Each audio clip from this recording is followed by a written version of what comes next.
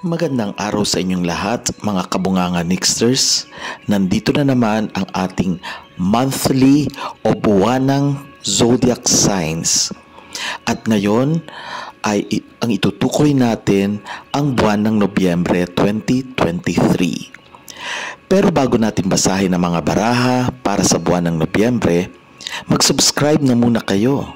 Like, share ang mga vlogs at i-click ang bell para may notifications kayo at updates dito sa channel ng Nixtradamus. Simulan na natin. Para sa zodiac sign na Aries, meron kang agam-agam kung itutuloy mo ang isang bagay. Tila kakapaka-paka kasi bagong panimula ito. Subalit, hindi ibig sabihin na hindi mo makakaya. Subukan mo, gawin mo, at huwag kang matakot. Ang iyong katawan ay medyo mapapagod. Kinakailangan mo talaga ng palagi ang pahinga dahil may paglalakbay na magaganap. Hindi lamang paglalakbay ng katawan, kung hindi paglalakbay din ng kaisipan. At ang pinapayo sa iyo ay dahil nga may simulain, may pagbabago, kailangan mo ng pagiging matatag ang kalooban dahil ang tanging makatutulong sa iyo sa iyong bagong gagampanang mga responsibilidad o posisyon ay ang dakilang lumikha. Para naman sa mga Taurus, ang gusto ng iyong kaisipan ay ang magbigay sa mga taong mahal mo, maglatag ng lahat ng kanilang pangangailangan. Matutupad yan.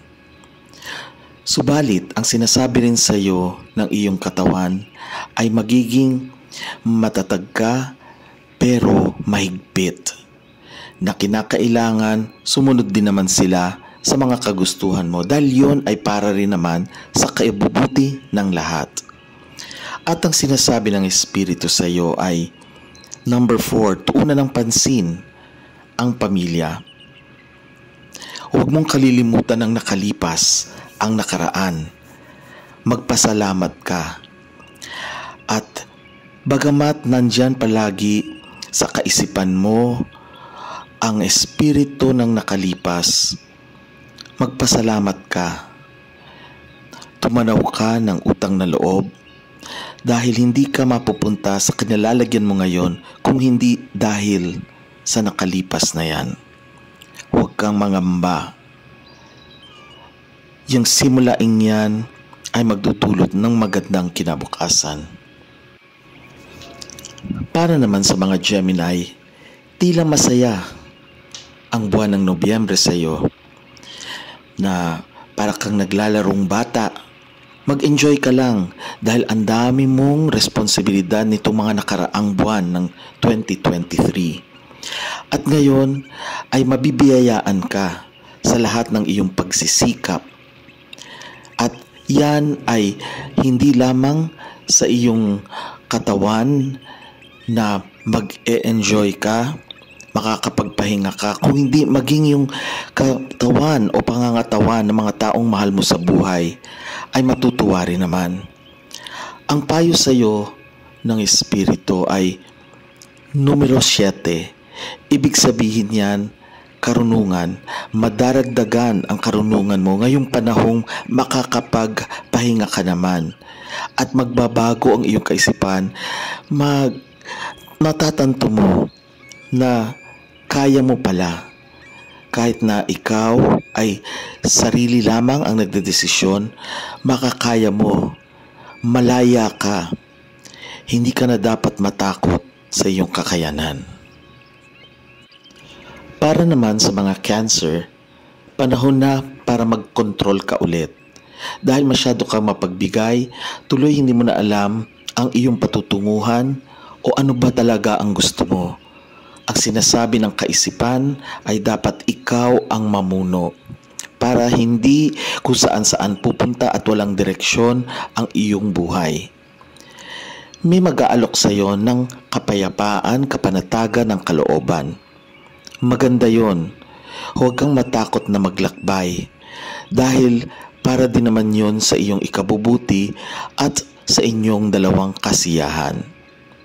Ang sinasabi rin naman sa iyo ng Espiritu ay may kasaganahang dadating sa iyong buhay.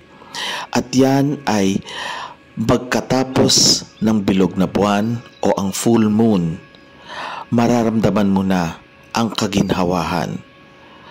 Tanggapin mo yan ng buong kasiyahan at pasasalamat. Para naman sa mga Leo, ito ang panahon na magsasama-sama na ang lahat ng nararapat sa iyo. May konting agam-agam dahil panibago ito. Medyo kinakabahan ka dahil nga baka may panganib. Subalit, harapin mo lang dahil kaya mo naman. May kaparehan din darating sa iyo, manggagaling sa isang tao, at yan ay makatutulong sa pansamantalang magiging problema mo. Biyayaan mo rin ang iyong sarili. Huwag kang masyadong mahigpit sa iyong sarili. Ang numero 9 ay nagsasabi na tapos na, nakamit mo na, narami ka nang nagawa at natutunan. Malapit na ang bagong simula. Para naman sa mga Virgo, huwag mong salungatin ang mga mangyayari. Tama na yung panahong ikaw ang laging nahihirapan o nag-iisip. Sumabay ka lang sa agos ng panahon dahil dapat ang isipin mo ay ang iyong sarili na. Ang iyong pangangatawan ay kaya namang gampanan ang mga responsibilidad. Darating ang pera, ang kasaganahan. Hindi man masyadong malaki, hindi ka naman mauubusan. At ang pinapayo ng Espiritu ay paghandaan mo ang iyong kinabukasan. Huwag mong gagastusin kung saan-saan ang iyong salaping kikitain. Mag-ipon ka dahil baka dumating ang panahon na hindi lamang ang sarili mo ang iintindihin mo, kung hindi magkakaroon ka na ng isang tao pa sa buhay mo. Para naman sa mga Libra, ang iniisip mo ngayon ay ang mas mataas na kakayanan ng isang tao. Kumbaga, yung moralidad, yung nararapat, yung wasto para sa sangkatauhan. Yan ba ay nararapat din sa iyo? O tama ba ang kinalalagyan mo ngayon? Ang sinasabi rin sa iyo ng iyong pisikal na katawan ay pag-ingatan mo lagi ang iyong kalusugan. Merong mga mahal mo sa buhay na bagamat hindi mo nakikita, nasasalamuha o malayo sa iyo, ay talaga namang mahal na mahal mo. May mga panahon na nalulungkot ka dahil hindi mo sila nakakasama o nakakapiling o nakakausap man lang. Subalit hindi ibig sabihin na malayo ang kanilang kalooban sa iyo. Nandiyan lang sila. Bahagi yan ng iyong pagkikipag-ugnay sa kanila, na kinakailangan ay mag-reach out ka lang palagi dahil nandyan lang sila, hindi ka nila iiwanan. At ang sinasabi ng Espiritu sa iyo ay magpasalamat ka. Magpasalamat ka sa mga bagong yugto ng iyong buhay. Tila isang adventure ang iyong kakaharapin ngayong buwan. Magpasalamat ka, huwag kang matakot. Kaya mo yan dahil may taglay kang kalaliman ng isipan at karunungan. Para sa mga Scorpio, ito ay panahon ng pagtatago ng iyong naiisip sa iyong sarili. Marami kang makikitang kakaiba sa mga nasa paligid mo, lalo-lalo na ang ugali ng mga nakakasalumuha mo. Tila ibang katauhan ang kanilang ipakikita sa iyo, lalo pat may mga retrogrades na nasa Pluto. Kaya magmasid ka lang. Kung ano man ang mapapansin mo, itago mo lang sa iyong sarili. Hindi ka kinakailangan magbago agad. Pag-isipan mong maigi.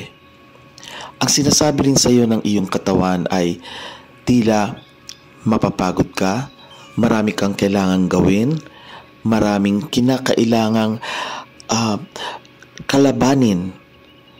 Ito ay maaaring yung oras ang kakalabanin mo o kaya ang sarili mo.